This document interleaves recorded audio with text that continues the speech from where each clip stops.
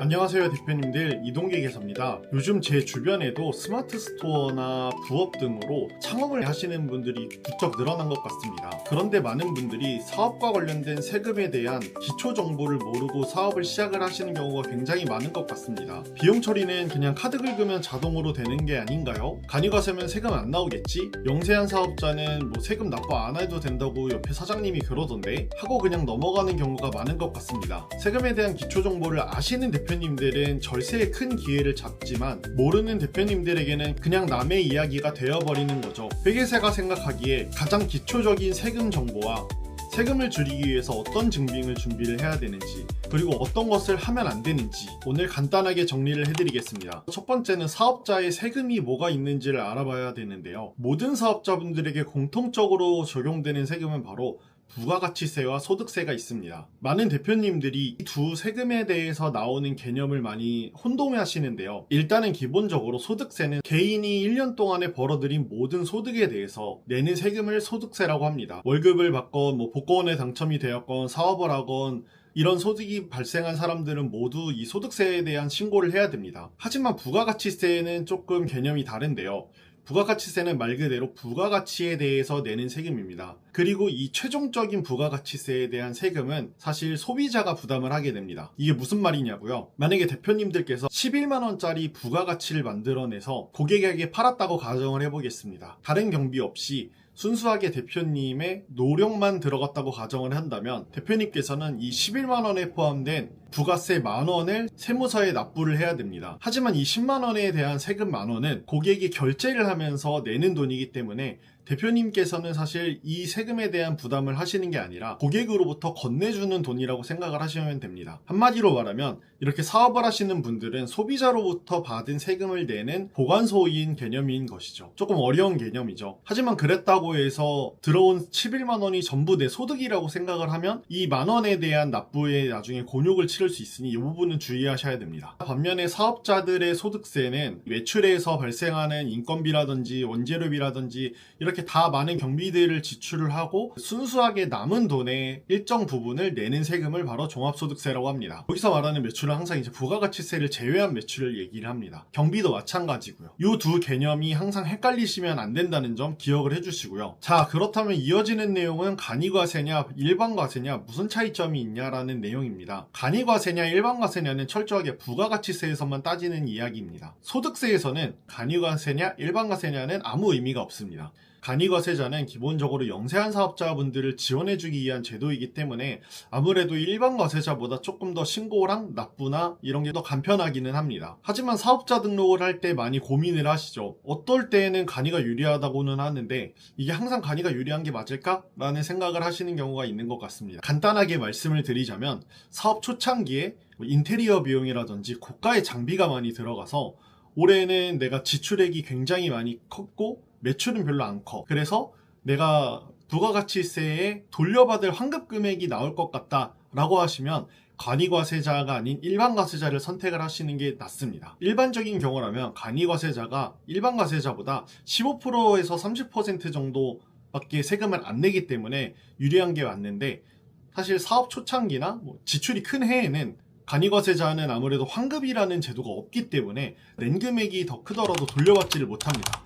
그 다음에 헷갈려 하시는 부분은 바로 원천세와 관련된 내용인 것 같아요. 대표님들께서 혹시 예전에 직장을 다니셨거나 아니면 직장을 다니시는 지인들이랑 월급 얘기를 할 때 원징 전, 원징 후 이런 말을 들어보신 적이 있으신가요? 바로 여기서 말하는 이 원징이 원천징수의 약자인데, 원천징수라고 하는 것은 사실 사업자들이 내는 세금은 아닌데 아무래도 월급을 받아가는 근로자들은 세금을 처리할 수 있는 능력이 현저히 떨어지다 보니까 나라에서 이제 회사나 이제 세금을 조금 더 아는 개인 사업자들이 직원들에게 월급을 줄 때 일정 부분만큼은 미리 떼서 대신 사장님이 납부를 해라라고 만들어 놓은 게 바로 원천징수라고 하는 겁니다. 이 원천징수한 세액과 4대 보험료는 대표님들께서 직접 납부를 하셔야 됩니다.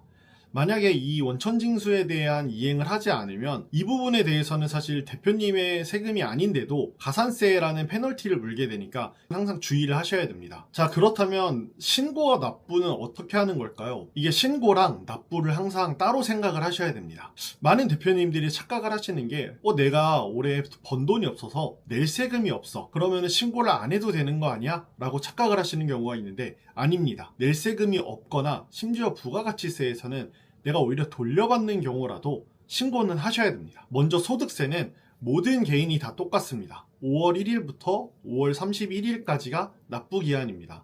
아주 예외적인 케이스로 한 달 정도 미뤄지는 경우가 있기는 한데 이 부분은 이제 기초 정보는 아니니까 넘어가 보도록 하고요. 부가가치세는 일반과세자는 1년에 2번 신고 납부를 해야 되고 간이과세자는 1년에 1번 신고 납부를 하게 됩니다. 그 시기는 일반과세자는 1월 25일과 7월 25일, 간이과세자는 1월 25일 한 번 신고 납부를 하면 됩니다. 예외적으로 매우 영세한 간이과세자들은 낼 세금이 있다고 하더라도 그냥 내지 마, 안 받을게 라고 나라에서 거부하는 경우가 있는데 주의하실 점은 이때도 세금 신고는 하셔야 됩니다. 자, 그럼 아주 기초적으로 세금을 줄이기 위해서는 어떤 것을 해야 될까요? 제가 첫 번째로 추천드리는 거는 바로 홈택스에 사업용으로 사용하실 카드를 등록을 하시는 겁니다. 그 카드를 등록을 해놓고 그 카드를 그냥 긁으시면 그 카드 사용 내역이 자동으로 홈택스의 전산상에 반영이 돼서 이게 부가가치세 신고할 때도 사용이 되고 소득세 경비 처리를 할 때도 동시에 같이 사용이 됩니다. 별도로 영수증을 모으지 않아도 경비 처리될 수 있는 증빙이 자동으로 집계가 되는 것이죠.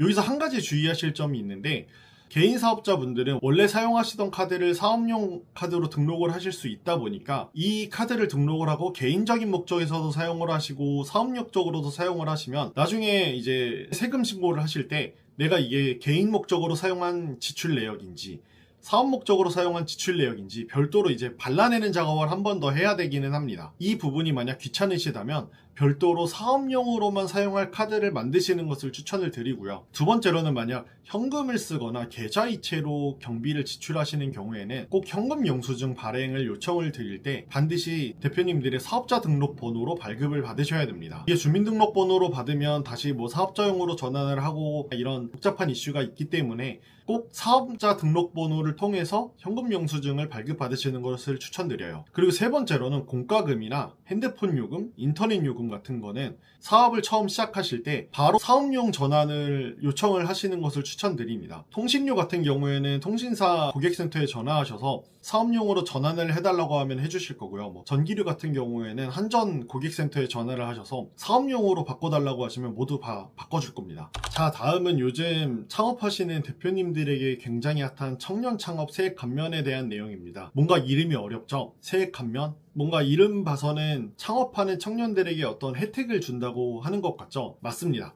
바로 청년들이 창업을 하면 업종에 따라 그리고 지역에 따라 세금을 5년간 최대 100%에서 50%까지 안 내게 해주겠다 라는 엄청난 혜택입니다. 이 부분에 대해서는 다룰 내용이 많다 보니까 별도의 영상을 통해서 자세히 말씀을 드려보도록 하고요. 중요한 세 가지에 대해서 말씀을 드려보도록 하겠습니다. 첫 번째, 바로 청년이냐 아니냐겠죠. 이 청년의 기준은 만 34세 기준입니다. 대표님들이 창업을 하시고 사업자 등록을 하시면 그 시점을 기준으로 청년이냐 아니냐가 결정이 되게 됩니다. 물론 군대를 다녀온 기간은 그만큼 더해지니까 군대를 한 2년 정도 갔다 오신 분들은 만 36세까지도 가능을 하겠죠.